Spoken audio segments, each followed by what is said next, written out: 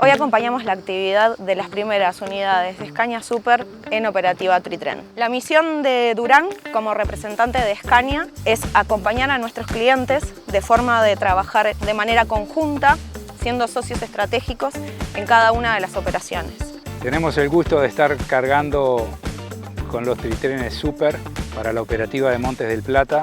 En Montes del Plata y en conjunto con nuestras empresas contratistas de transporte forestal comenzamos en el 2024 un proceso progresivo de recambio de flota. Ese proceso tuvo un hito inicial que fue la visita a fábricas en Brasil. Ahí conocimos al Scania Super, donde lo pudimos ver de primera mano, lo pudimos manejar y además Scania nos brindó una charla donde pudimos ver en detalle los cambios y las innovaciones que traía.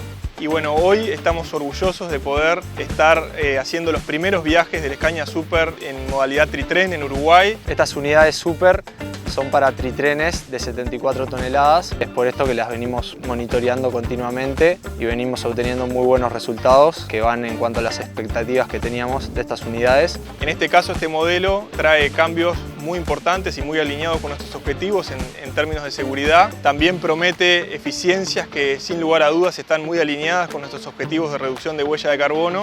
Realizaremos un seguimiento conjunto al cliente de la mano de todas las herramientas que Scania Super nos ofrece en cuanto a conectividad. Hemos ido creciendo profesionalmente en cuanto a la eficiencia, la sustentabilidad, la seguridad, lo amigable con el medio ambiente.